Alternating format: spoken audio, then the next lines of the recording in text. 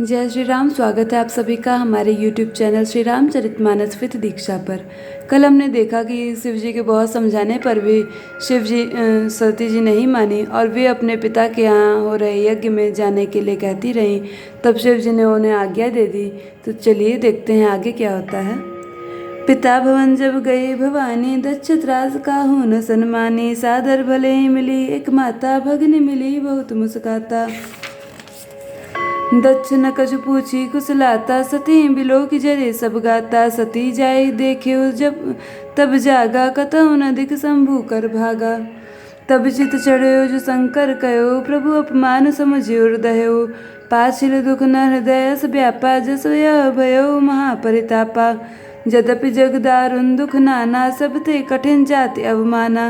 समुझि सो सतहि भयो अति क्रोधा, बहुविधि जननि किन्न प्रबोधा। शिव अपमान न जाय सही, हृदय न होई प्रबोध। सकल सबहि हटि हटकि तब, बोली बचन सक्रोध। मंगल भवन अमंगल हारी, द्रवो से दशरथ अजर बिहारी। भवानी जी तब पिता दक्ष के घर पहुंची। तब दक्ष के डर के मारे किसी ने उनकी आवभगत नहीं की। केवल एक माता भले ही आदर से मिली, बहनें बहुत मुस्कुराती हुई मिली। दक्ष ने तो उनकी कुछ कुशलता नहीं पूछी। सती जी को देखकर उल्टे उनके सारे अंग जल उठे। तब सती ने जाकर यज्ञ देखा तो वहाँ कहीं शिव जी का भाग दिखाई नहीं दिया। तब शिव जी ने जो कहा था वह उनकी समझ में आया। स्वामी का अपमान समझकर सती का हृदय जल उठा। पिछला पति परित्याग का दुख उनके हृदय में उतना नहीं व्यापा था जितना महान दुख इस समय पति अपमान के कारण हुआ। यद्यपि जगत में अनेक प्रकार के दारुण दुख हैं, तथापि जाति अपमान सबसे बढ़कर है, कठिन है। यह समझकर सती जी को बड़ा क्रोध हो आया। माता ने उन्हें बहुत प्रकार से समझाया बुझाया, परंतु उनसे शिव जी का अपमान सहा नहीं गया। इससे उनके हृदय में कुछ भी प्रबोध नहीं हुआ। तब वे सारी सभा को हठपूर्वक डांटकर क्रोध भरे वचन बोली। सुनौ सभासद सकल मुनिंदा, कहे सुनि जिन्न शंकर निंदा। सो फल तुरत लहब सब काहू, भली भांति पछताब पिताहू। संत शंभु श्रीपति अपवादा, सुनिए जहाँ तह असी मर्यादा। काटिय तासु जीव जो बसाई, श्रवण मदीन त चलिए पराई। जगदात्मा महेश पुरारी, जगत जनक सबके हितकारी। पिता मंदमति निंदत तेहि, दक्ष शुक्र संभव यह देहि। तजियो तुरत देह ते हेतु, उर्धरि चंद्र मौलि वृष केतु। अस कहि जोग अग्नि तनु जारा, भयो सकल मख हाहाकारा। सती मरनु सुनि शंभुगन, लगे करन मख खींच। यज्ञ विध्वंस बिलो की भृगु, रक्षा किन्हि मुनीस। मंगल भवन अमंगल हारी, द्रवो से दशरथ अजर बिहारी। सती जी कहती हैं, हे सभासदों और सब मुनीश्वरों सुनो। जिन लोगों ने जहाँ शिव जी की निंदा की या सुनी है, उन सबको उसका फल तुरंत ही मिलेगा और मेरे पिता दक्ष भी भली भांति पछताएंगे।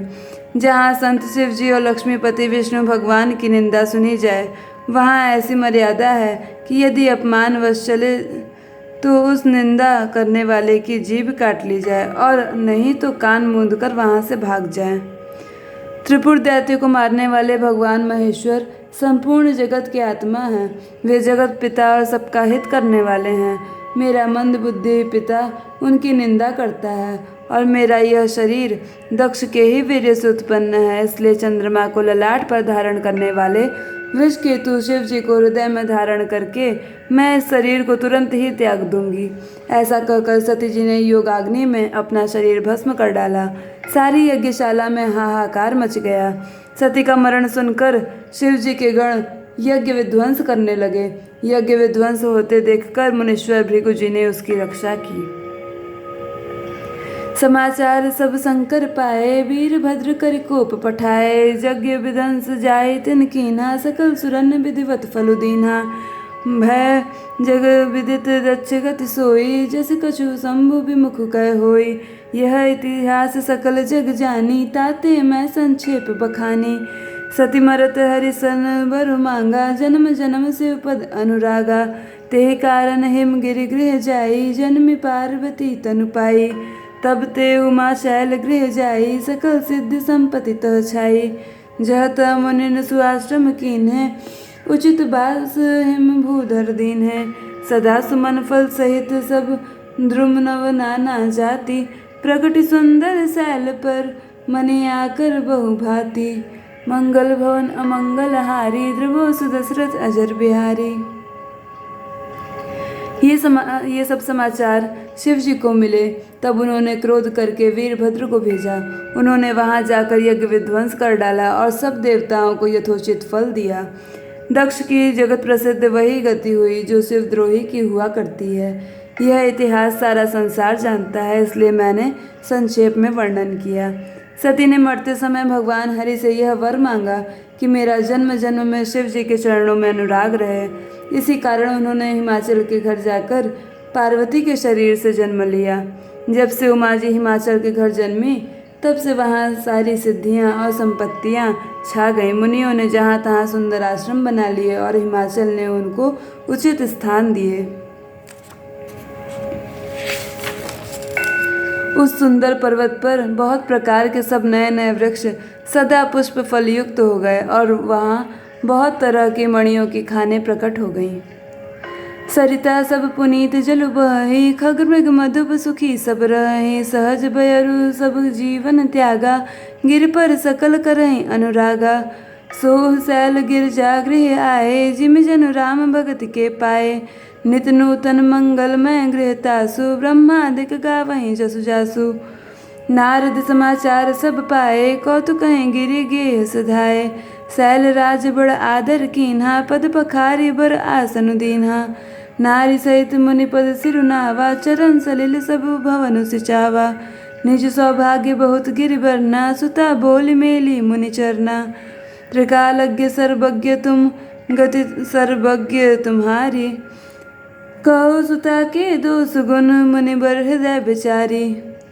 मंगल भवन अमंगल हारी, ध्रुवो सुदशरथ अजर बिहारी। सारी नदियों में पवित्र जल बहता है और पक्षी पशु भ्रमर सभी सुखी रहते हैं।